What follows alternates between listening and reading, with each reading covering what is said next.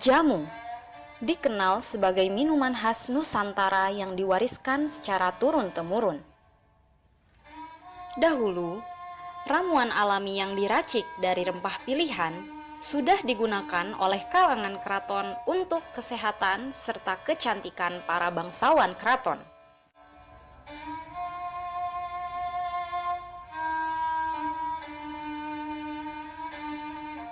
Setelah kita mengetahui bahwa eksistensi keraton Jawa itu ada pada keraton yang sekarang ini masih kita lihat, nah kita menilik pada sejarah peradaban keraton itu sendiri. Sejarah peradaban keraton yang pertama, ketika sebelum terjadinya suksesi perpecahan antara Mataram, Surakarta dengan Yogyakarta, itu ada Mataram di Kartosuro. Sebelum Mataram di Kartosuro ada Mataram di Pleret. Sebelum Mataram di Pleret ada Mataram di Kutagede. Sebelum Mataram di Kutagede ada Keraton Pajang, Demak, kemudian Majapahit, dan ke atas lagi di Negeri. Nah, tentu jamu ini tidak hanya sebatas dikenal di keraton yang saya sebutkan tadi, itu sudah turun-temurun begitu. Nah, sejarahnya bagaimana? Tentu ini tidak terlepas dari kebutuhan akan kesehatan, kebutuhan akan kosmetik, kebutuhan akan kesehatan lingkungan juga. Jadi jamu tidak hanya sebatas. Banyak orang yang tak menyadari bahwa jamu bukan sekedar minuman bercita rasa pahit. Jamu bahkan bisa dijadikan obat luar serta bahan lulur untuk perawatan kulit. Keraton, ketika kita berbicara sebuah kebudayaan, keraton itu menempati budaya high culture. Kemudian ada lagi budaya yang namanya saya istilahkan dengan istilah middle culture dan low culture. High culture ini menjadi sebuah parameter tolak peradaban yang tinggi, tolak peradaban yang baik, tolak peradaban yang halus. Nah, orang-orang yang berada di dalam keraton, terutama para abdi dalem, para sembah dalem, di situ tentu memiliki istilah. Katakanlah seorang pangeran, di situ pangeran punya abdi dalem, yang kemudian para abdi dalem itu menggerek saudara-saudaranya di kampung untuk ikut ngenger, untuk ikut suwito di situ. Nah, dari pasuwitan mereka, pengabdian mereka ke rumah-rumah para bangsawan, rumah para pangeran itu, tentu mereka kan diajari berbagai keterampilan. Salah satunya keterampilan meracik jamu tersebut. Itulah mereka belajar, orang-orang luar yang dibawa oleh para abdi yang suwito itu, kemudian dibawa keluar. Oh, di keraton ketika misalnya sakit ini ada jamunya ini, kemudian sakit ini jamunya ini. Nah, itu kita praktekkan di kampung, di luar sehingga menjadi baru luas bahwa jamu-jamu tersebut menjadi sebuah racikan yang umum. Tapi sebelum ada interaksi penyebaran seperti itu, jamu itu hanya berada di Mataram. Desa Nguter Sukoharjo, di sanalah sejak lama dikenal sebagai pusat penghasil jamu tradisional. Pada umumnya, para peracik jamu berawal dari kaum ibu rumah tangga sebagai kegiatan usaha sampingan, yakni meracik jamu bubuk kemudian menjualnya. Lambat laun, keahlian mereka dalam meracik jamu mulai dikenal oleh warga Sukoharjo dan sekitarnya. Ibu saya itu pada zaman Belanda itu sudah berjualan jamu, tapi jamunya seperti jamu gendong itu, jadi bahannya mentah itu ditumbuk, kasih air, terus diracik gitu ya, terus diminum di tempat. Tapi kalau sekarang jamu gendong kan ada yang keliling, kalau dulu nggak di rumah aja gitu. Pada waktu itu masih harganya itu sen, belum pakai rupiah, masih sen. Sen itu kan 100 rupiah ya.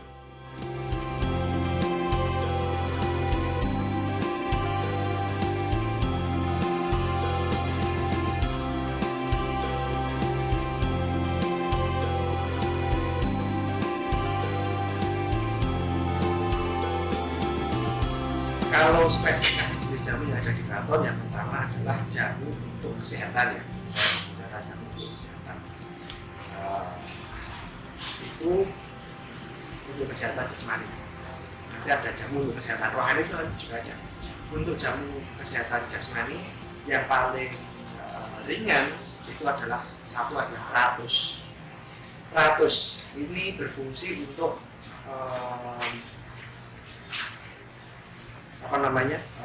menghilangkan bau badan, kemudian menghaluskan kulit, kemudian untuk menghaluskan rambut, untuk vagina juga bisa, kemudian untuk aromaterapi. Itu untuk kesehatan yang paling ringan. Kemudian untuk tatanan berikutnya, untuk perawatan kesehatan badan lagi ada yang namanya jamu lulur. Ini yang jamu yang tidak diminum ya, ini jamu yang buat di luar tubuh, juga bisa buat kesehatan, bisa buat kosmetik. Ini ada jamu lulur. Lulur itu di keraton juga dikenal, para putri-putri dalam, para anak-anak raja itu mereka setiap punya perawatan dengan lulur. Gitu. Kemudian untuk jamu yang diminum atau dikonsumsi itu ada yang paling familiar lah, ada yang namanya beras kencur, ada kumir asem, kemudian ada cabai kuyang dan lain-lain. Itu semua racikan-racikan itu adalah diambil dari bahan-bahan herbal tanpa ada bahan-bahan kimia. Apa yang menjadi kunci atau resep di sini? Sedikit banyak ya menjadi resep rahasia keraton, sehingga tidak semua jamu yang ada di keraton itu tereksplor di luar.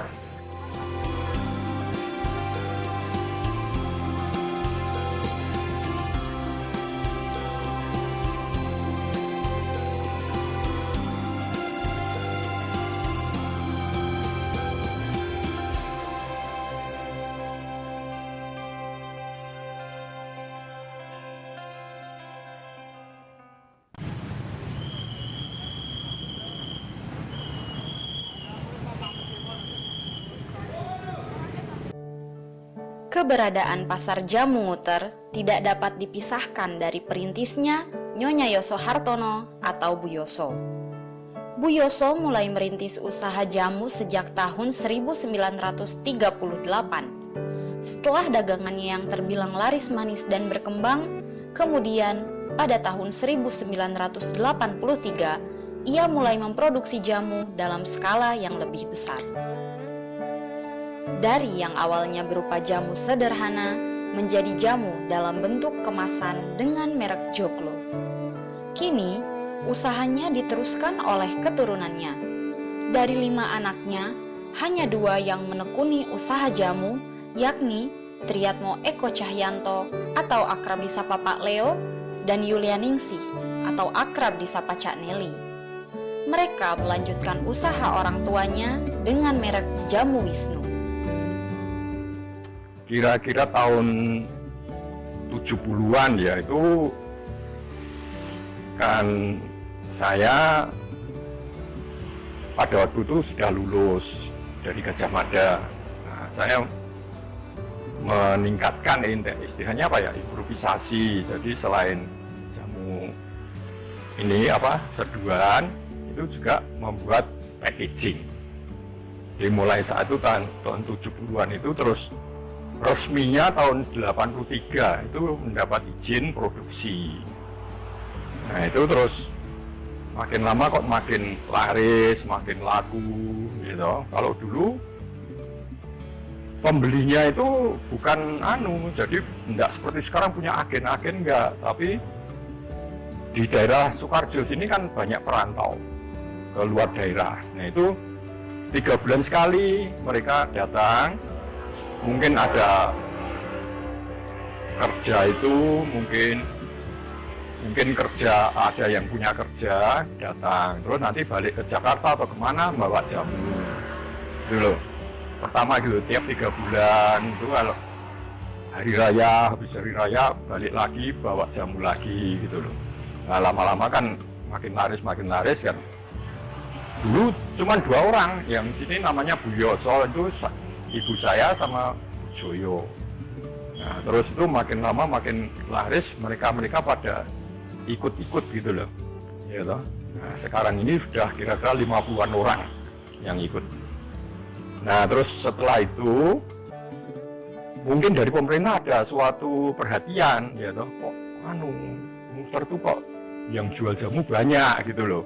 Nah, terus ada suatu ide mendirikan pasar jamu itu. Nah kalau tepatnya itu kira-kira ya 4 tahun yang lalu, ya berapa tahun yang lalu itu ada ini produsen yang dari luar Sukoharjo itu di daerah sana Cilacap ya toh, sana Banyumas itu. Nah itu kan mulai bermunculan. Nah, jadi sebenarnya surutnya tuh karena apa ya, saingan gitu loh, karena banyak produsen yang bermunculan gitu loh. Jadi otomatis ya apa ya, omsetnya itu berkurang dengan sendirinya gitu. Sebenarnya tidak ada kendala yang lain tuh kecuali persaingan itu tadi. Itu aja.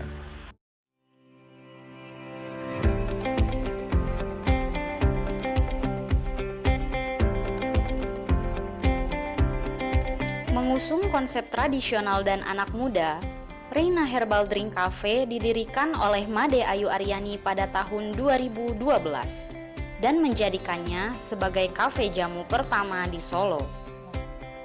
Didirikannya kafe tersebut tidak lain untuk mempopulerkan kembali minuman herbal, terutama bagi generasi muda. Jamu yang dulunya dianggap minuman bercita rasa pahit, setelah dikombinasikan antara jamu tradisional dengan konsep modern, jamu kini semakin digemari oleh generasi muda karena rasanya yang enak dan menyehatkan.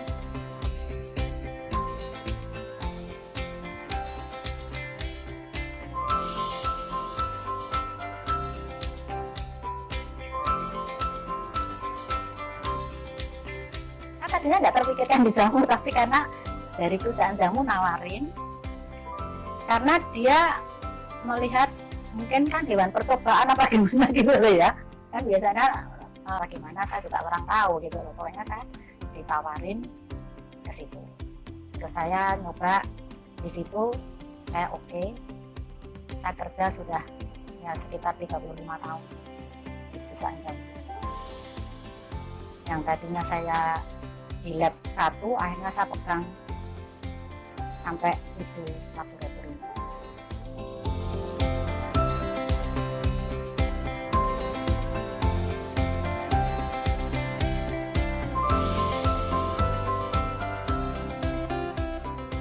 Kalau dulu, zaman dulu belum ada Google ya, jadi saya nyarinya ya di buku-buku literatur. Yang bahasa Belanda ada, bahasa Inggris ada, bahasa Jawa sing oe-oe ada, bahasa Jawa biasa ada. Itu saya kumpulin gitu ya, saya catat. Kalau saya seminar-seminar ada buku-buku kayak gitu, aku beli yang baru-baru gitu ya, untuk dokumen saya, untuk saya belajar. Kalau saya dulu dapatkan dari daerah Kemuning ya. Tapi kalau sekarang saya ada pelanggan aja gitu ya, karena saya kan juga jauh dan saya kan juga nggak banyak kayak perusahaan gitu ya.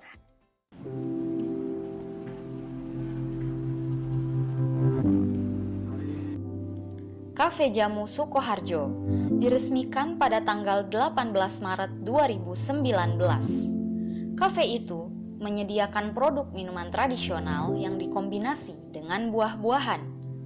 Eksistensi jamu herbal diharapkan tetap terjaga dengan strategi promosi dan pemasaran yang jitu. Salah satunya dengan membentuk kafe jamu yang menyediakan beragam jenis minuman jamu herbal. Memasuki era sekarang, penjual jamu tak hanya membawa gendongan, tapi juga berjualan dengan sepeda ontel, gerobak, hingga motor. Warga juga berinovasi membuat jamu dalam bentuk cair dan kemasan. Produksi jamu kini tidak hanya berasal dari rumah per rumah, tapi juga berdiri pabrik-pabrik produksi jamu yang menghasilkan produk kemasan dalam jumlah besar dan pemasaran meluas ke seluruh Indonesia.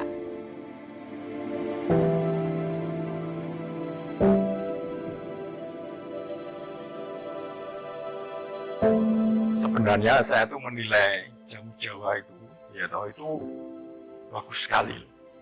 Nah, saya kan mulai mempelajari itu baik dari pustaka yang di Indonesia, dari keraton saya baca, terus membaca dari pustaka-pustaka luar, apalagi sekarang ada internet dan sebagainya, itu wah bagus sekali.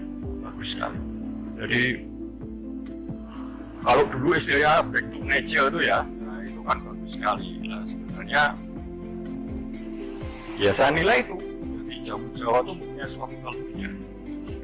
Nah itu harusnya selain dilestarikan, itu juga dicari bagaimana untuk pengemasan, supaya nanti bisa memenuhi selera para konsumen. Mungkin dibuat kapsul, mungkin dibuat tablet, mungkin cairan yang praktis ya, seperti sekarang kan sudah ada ya itu ya. Nah, itu bagus sekali sebenarnya.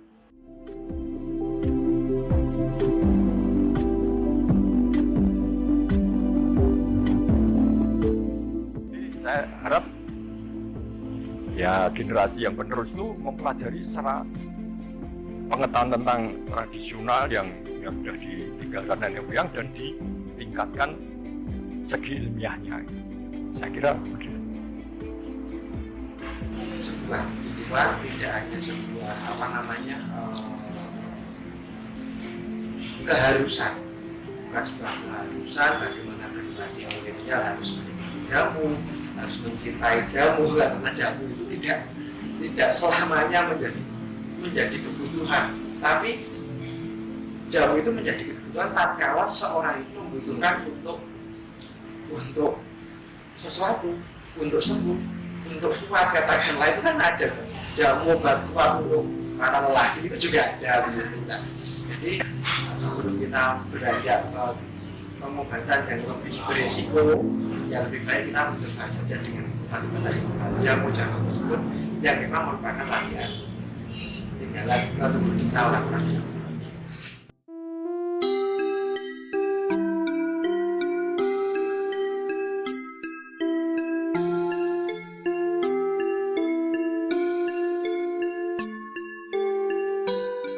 Jamu merupakan warisan leluhur yang harus terus kita lestarikan. Untuk memasyarakatkan kembali jamu dan mengembalikan eksistensi jamu, sudah seharusnya kita sebagai generasi penerus menjadikan jamu sebagai minuman populer. Karena jamu tidak selamanya pahit, bahkan saat ini sudah banyak sekali varian jamu yang dapat dinikmati oleh semua kalangan. Dengan melimpahnya bahan pembuatan jamu dan proses pembuatannya yang mudah, bukan tidak mungkin jamu dapat kita olah sendiri sesuai selera.